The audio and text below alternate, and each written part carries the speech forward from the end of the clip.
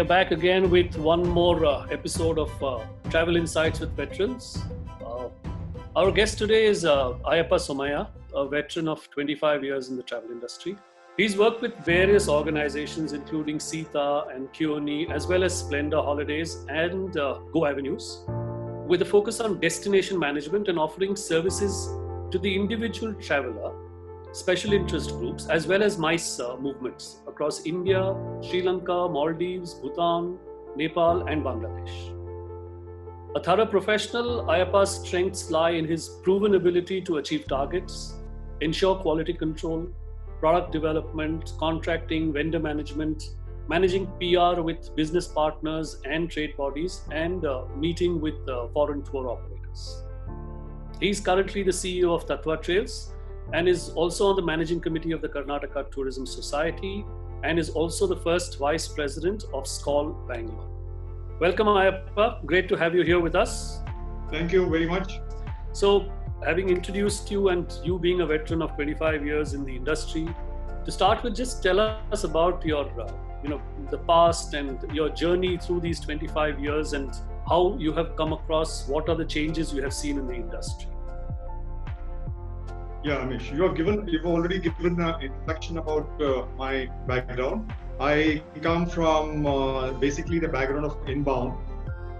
Started my career with Sita World Travel. As we all know, Sita was one of the leading travel agents of that time. And after Sita was basically in the inbound sector. And those days, going back to those days, when I started my career, there were no specialization as we have today. One had to do everything. They call from chairman to doorman kind of work. So while in Sita, I did handle inbound, I handled outbound, I did a little bit of ticketing. But I'm very glad to say that this gave me a kind of a solid foundation in the travel industry, which not many people nowadays get that kind of an exposure. So that is where I started my journey. And Sita in the year 2000 was sold to Koni, and that was one of the largest takeovers in the Indian travel industry that had happened then. So I got myself integrated to the new kind of a culture. From Sita used to be a family-run business with their own business module, to a completely corporate-run business. Koni was a Swiss company, and we had to integrate ourselves to the highest quality of standards. Koni believed in perfection, being a Swiss company. Few of us got integrated. Many of the people who have worked for Sita had to leave because they were not in tune with the new philosophy. With Koni was a very exciting growth for about a decade. For about a little more than a decade, where I was, the general manager of South India operations for Koni. Koni used to operate under the brand of Sita in India, because worldwide, for as far as inbound operations was concerned, Sita was a very well-known name, a brand. So we continued with that brand Sita, and of course, I must also say that I was very lucky to have been trained by the veterans in the inbound. We don't get those kind of people anymore around. And this was, the technology was just about beginning to come into the travel industry. We had no computers. We had computers, but not to the extent that what we have today. We still had to a large extent, depend on telexes. And of course, that came with its own set of challenges, because technology makes your work much more easier. And those days, one had to, depend on a telephone or a telex. But still, it was fun. It was great fun. We sailed through that era successfully. And that is, I should say, it was baptism by fire. And then after having worked for one of the leading corporates in India, I thought, why not change track a little bit? So that's where I joined Splenda Holidays as Vice President South Asia for the and Splenda Holidays was part of Travel Tours Group, which is a very well-known name in the South India industry, travel industry. So Splendor was for about 2 years, and then suddenly the entrepreneurial bug got onto me, and I said, why not, having worked for somebody else for so long, why not start something on my own? That would give me more time to, introspect, give me more personal time, because when you're working for a corporate or when you're working for a big organization, it hardly gives you any family time. And then my son was growing up, so I needed to spend some more time with him. I didn't want to be an absent father, so I thought, let me, then along with my wife Maya, we started this company called Tattva Trails 2 years back. So Tattva Trails, and she comes from a financial background, and that would sort of add to the strength of the company. I come from an operations business development. She comes from financial and also business development. So initially I was reluctant to get into Outbound when we started travel tours. But my wife said, nothing doing, you have to get into this because the future is going to be outbound. Yeah, I'm glad we got into that, because today our business is more of outbound and domestic holidays rather inbound. Inbound, yes, we do inbound, a little bit of direct business from the markets that I've handled in the past. And also my ex-colleagues in Sita who have started their own companies and very successful at that in Delhi. They support me and I do their ground handling in South India. So we do play two parts. One is outbound for the local market in Bangalore. We have a set of clients, a niche set of clients. We don't go and put our hands into everything because we are small and we would like to grow in a systematic way. Today it's very important that when you take up something, it is important to deliver. There's no point in putting your hand to everything and then messing it up. So we do more of outbound and a little bit of inbound, and we also have done, we do a lot of reunion. That's a new, business avenue here for as far as outbound is concerned. We do reunion groups. We do international school groups. International school groups are very well paying. These are some of the things that we do. This is the journey. So now you mentioned COVID-19, which of course is one of the worst things that could possibly have happened to the industry. What are your thoughts about the struggle which the industry is going through currently, and how do you think the industry is going to find its way out of this? Well, this is an unprecedented crisis which none of us anticipated. I mean, we have never seen something like this happening at all.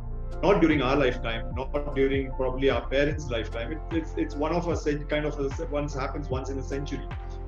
Yes, and everywhere, everyone in the society has been affected by this. But when we are talking about the travel business has definitely been affected. I'm told that that about I don't know how far it's true. The figures have not yet come, because these are all more of speculations that's going around here.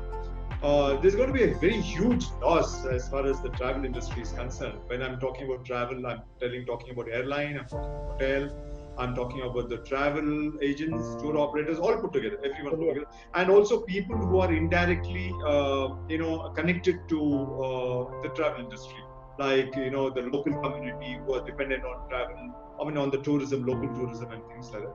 In Karnataka alone, they're talking about a job loss of about 20 lakhs. So that is something which is very huge. I mean, this is the indications that you get. I mean, you won't be able to quantify it at this point of time because it's still early days. Once the the lockdown is opened, and then when people start getting back to the routine, that's when we will be able to know exactly what is this thing. But I personally feel for us to come back, it will at least take 1 year. 1 year is the minimum time which I see, talking to my colleagues in the industry, talking to the government. So 1 year is minimum. So how it's going to come about is how the thing is going to revive. Right now, they are on a survival mode. How to survive this crisis, because a lot of small players who have invested in infrastructure, they're finding it really difficult unless the government bails them out in some way by soft loans or things like that. That's going to be very difficult. But how it's going to revive is, if what the indications are, by end of May, which we feel the crisis should come down to a large extent. I would not say eradicate. Unless you have a vaccine, you cannot eradicate this virus. So by end of May, if things come under control, then we can look at people starting to travel in about 2 months' time. I would first say that self-drive holidays would come back, because people will be still scared to travel by flights or by train, or short holidays, short distances. From as far as Bangalore is concerned, 4 hours, 5 hours from Bangalore is what people will look at, self-drive.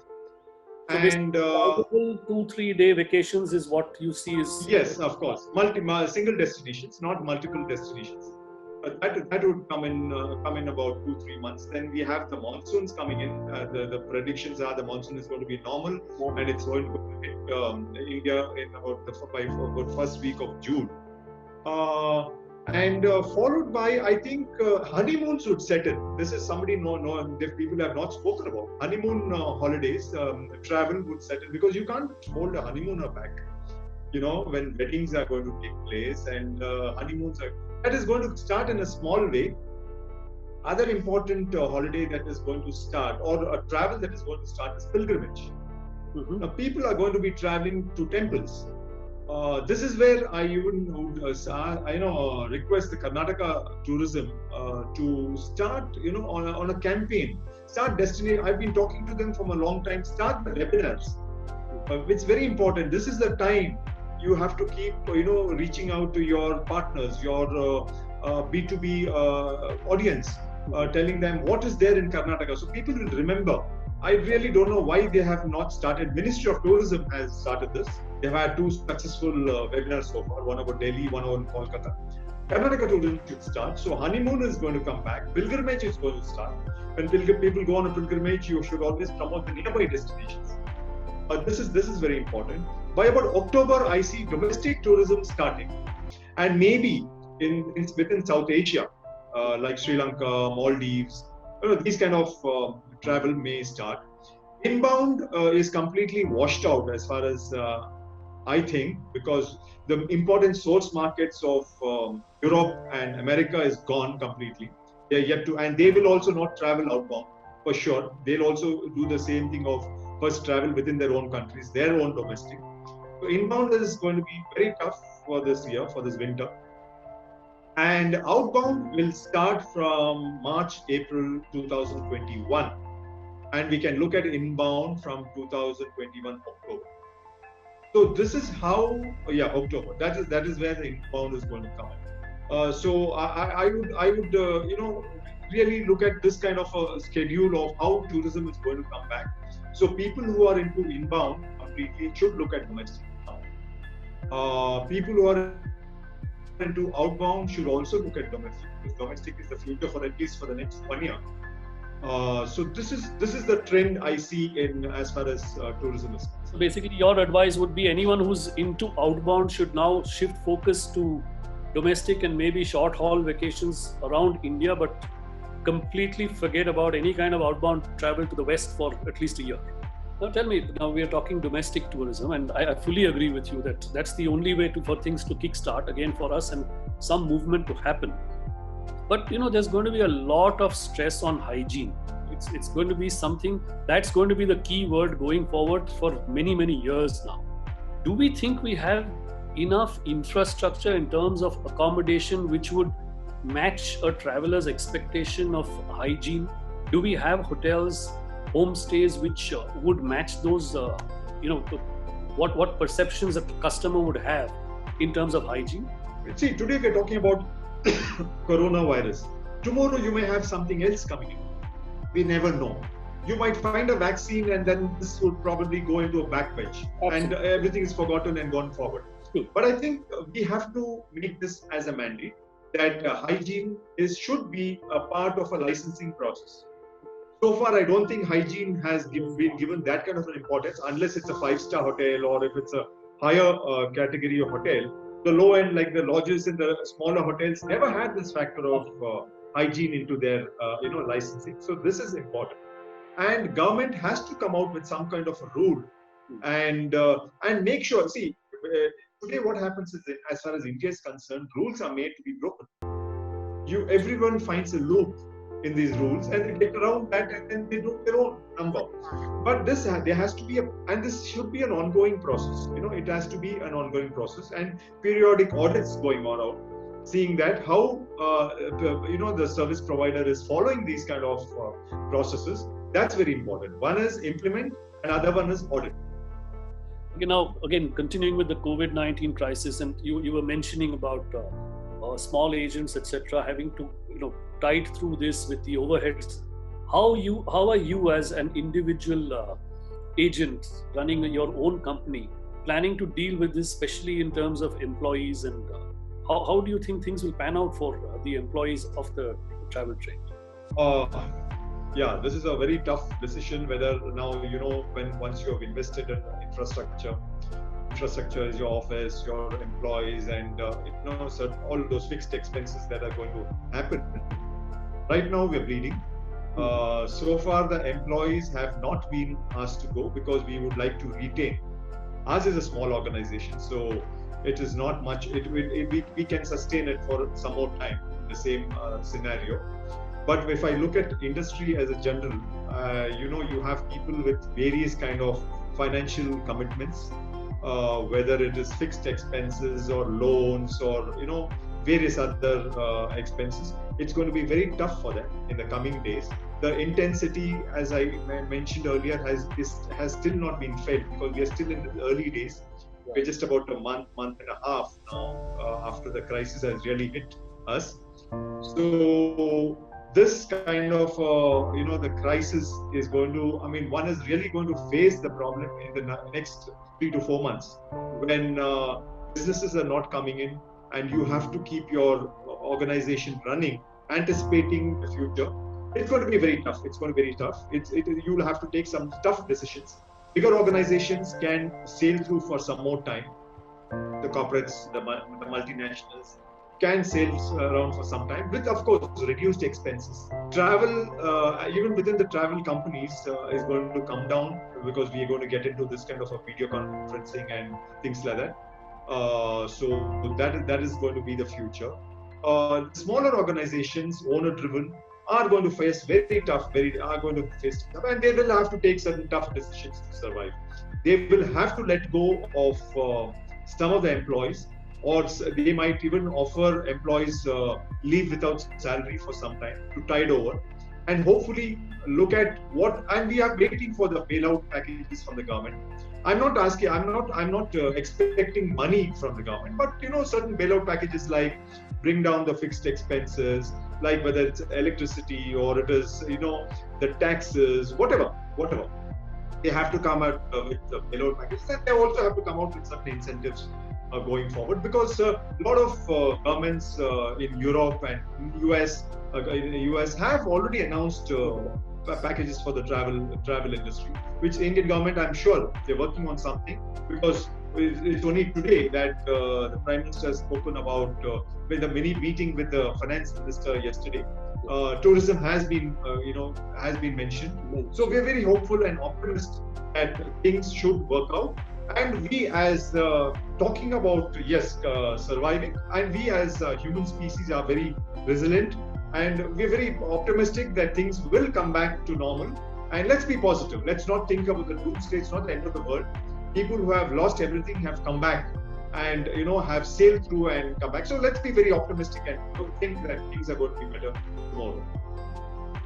So Ayappa, you've been in the industry for 25 years. You've seen a lot, like you told us.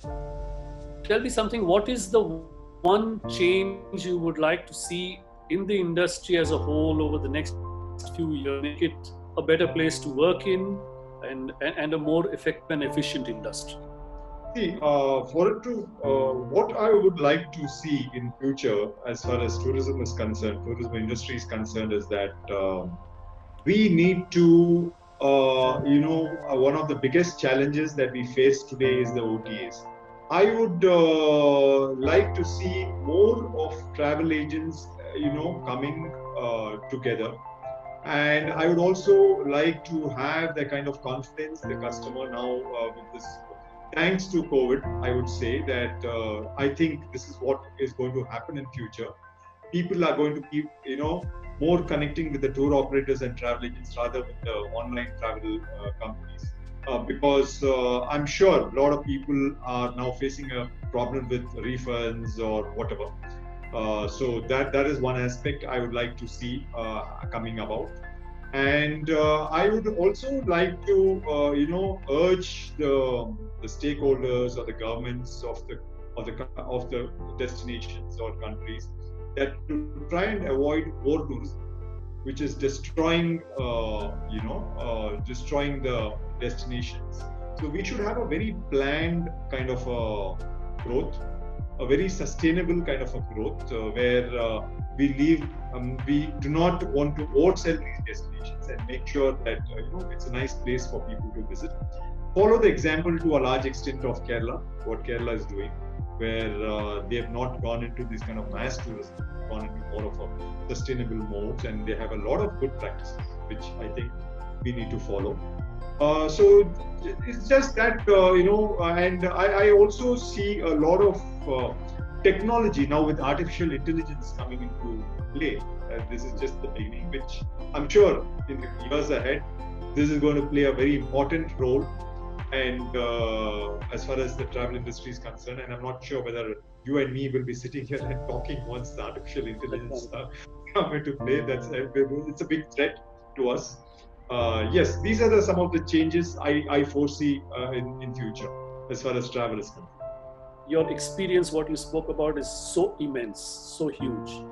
What are your thoughts? Is there any possibility of you doing some kind of mentorship and helping the younger professionals within the industry, guiding them? Would you like to play a role of that kind at some stage in your life? Oh, yes, I always do that. In fact, I continue to do that, which I did not mention. That is one other hat that I carry. This all started when I was with Koni, when I was in the panel for campus recruitment for the management trainees. So we would travel to different institutes, tourism and hospitality institutes across the country, and have selected some very outstanding students. And they are now are doing very well in the industry. Many of them are still with Sita, now of course CCI, and some have moved. But that was one role that I played. I continue to do a lot of panel discussions in the colleges, tourism colleges so far, especially with like Christ University or Ramaya Institute. We have done a lot of panel discussions and things like that. And as member of this call, we have something called as a young stall, where students who are doing their hospitality and tourism become members of the young stall at a very subsidized membership. So we do mentorship for them. We have done mentorship for them, and I'm always open to mentorships. I'm always open to whatever experiences that I have to give it back to the industry for the future generation. Yes, if there are any opportunities, anybody would like to reach out to me, I'm open to this, and I've always been open to this thing of giving back to the industry. Thank you very much for being here with us today. It's been a fantastic session. We've got to know so much from you, learned so much from you, and as one of the veterans of the industry, we will keep reaching out to you, and let's hope the next time we have a chat, it'll be sitting across rather than doing it on this mode, and COVID will be a matter of history. Thank you so much, Ayappa. And for all our viewers, if you like this video, please don't forget to click on like, share, and subscribe. Till next time, see you.